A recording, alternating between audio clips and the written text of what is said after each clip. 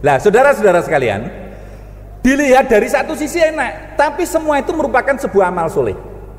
Oleh karena itu, saudara-saudara sekalian, saya perlu menjelaskan kepada saudara sekalian, marilah betul-betul kita kembalikan tracknya. Dengan demikian, saudara sekalian, uraian saya singkat tadi menunjukkan bahwa organisasi keluar itu harus menunjukkan diri sebagai orang nomor satunya di LDII. Tapi ke dalam, apa yang kita lakukan adalah dalam kendali keimaman. Kesimpulannya sekarang saya tanyakan, organisasi di atas keimaman atau di bawah keimaman? Di bawah, alhamdulillah, jazakumullah khairan. Tapi jangan diutarakan keluar. Itu strategi ke dalamnya. Strategi ke dalamnya adalah kita ini di bawah keimaman, dalam kendali keimaman. Organisasi tidak punya massa, tidak punya uang, semua hasil musyawarah. Ada orang yang ngomong, Pak Kris, kelemahannya itu loh, kita nggak punya massa, nggak punya uang. Menurut saya justru itu kelebihan di dalam LDI. Kenapa kelebihannya? Organisasi lain itu kalau ngadakan kegiatan untuk mencari dana itu susah. Lah kita tidak, tinggal musyawarah izin disediani yuk. Yang penting mekanisme diikuti. Karena kebetulan saya ini juga pimpinan organisasi lain. Kebetulan saya ini wakil ketua, saya ketua Korbit OKK untuk MKGR Jawa Timur. Saya ini ketua Korbit juga di AMPI Jawa Timur. Saya ini juga ketua yayasan dari Al Mujahidin. Kebetulan di luar juga gitu. Saya di HNSI juga wakil ketua. Semuanya untuk mengadakan kegiatan duit. Nah, jangan dikira gampang. Ngajukan sana susah. Tapi kita di dalam jamaah tinggal mekanisme musyawarah, ngajukan keimaman, prosedur diikuti, jalan.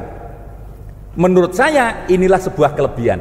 Oleh karena itu, saudara-saudara sekalian, kita harus tahu positioning dari organisasi itu, yaitu sekali lagi saya simpulkan di bawah keimaman.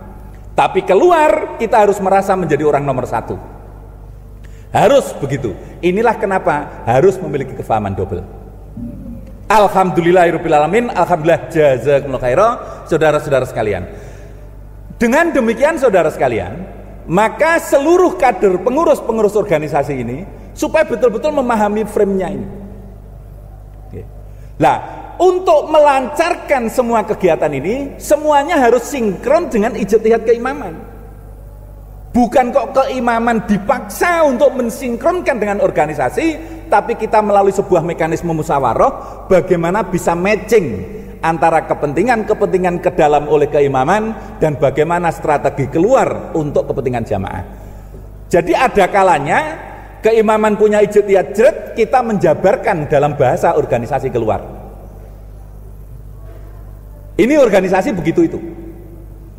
Oleh karena itu, saudara sekalian, terkait dengan ijtihad keimaman sekarang, Bapak Imam sekarang strategi pengembangan perjuangan Quran hadis jamaah ini adalah dengan meningkatkan fatonah, bitonah, budi luhur. Kenapa? Karena masih diingat, tentu saudara sekalian masih ingat banyak nasihat yang menasihatkan ada 3 syarat pelestarian Quran hadis jamaah. Syarat pelestarian Quran hadis jamaah: 1, dijaga kemurnian niatnya. Yang kedua, dijaga kemurnian amalannya. Yang ketiga, dijaga nama baik jamaah. Terjemahan dari dijaga nama baik jamaah ini adalah fatonah, bitonah, budi, luhur.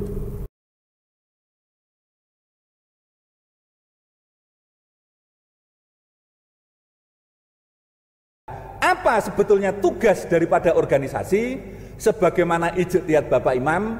Kalau dulu sebelum keimaman Pak Haji Sultan Aulia, bahwa tugas organisasi itu 3. Pada zaman Pak Haji Kiai Haji Sultan Abdul Aziz Sultan Aulia, tugas itu ditambah 1 menjadi 4. Ini yang saudara sekalian juga harus mengenali apa tugas organisasi.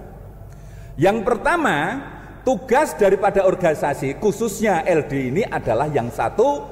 Pertama adalah gambui pejabat. Gambui pejabat dan tokoh-tokoh yang ada di lingkungan strategisnya. Itu digambui. Oleh karena itu kalau pengurus organisasi sibuk untuk ke sana menghadiri ini, itu memang tugasnya, tapi itu bukan menjadi alasan untuk tidak lancar 5 bab dan sambungnya. 5 bab sambungnya harus tetap. Ya. Jadi satu, menggambui, itu tugas pertamanya. Tugas kedua adalah, yang tugas kedua ini cukup berat, ngatasi gegeran.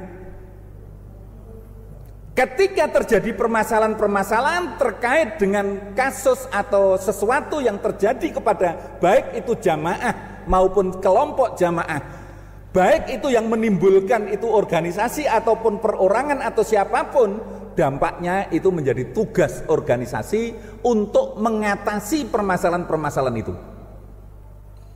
Yang ketiga tugasnya adalah menjadi baju jamaah, menutupi jamaah, dalam tanda kutip adalah fatonah, menutupi bitonah di dalam jamaah. Menjadi baju jamaah, nutupi jamaah. Itu tugas ketiga.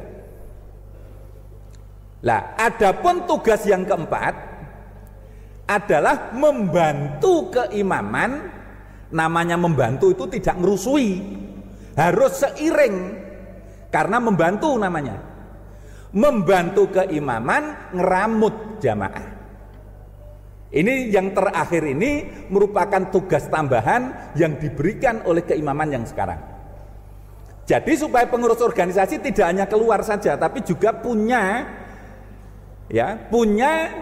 kewajiban untuk membantu keimaman. Tujuannya supaya komunikasi juga lancar, ada seiring dengan tugas-tugas keimaman, sehingga segala sesuatunya bisa berjalan seiring. Diharapkan di sini mekanisme musyawarah bisa jalan, segala sesuatunya jalan, maka kemudian organisasi ini bisa berjalan dengan baik, jamaah juga berjalan baik, tidak ada benturan antara keimaman dan organisasi, antara jamaah dengan organisasi tidak terjadi benturan. Itu 4 tugas pokoknya.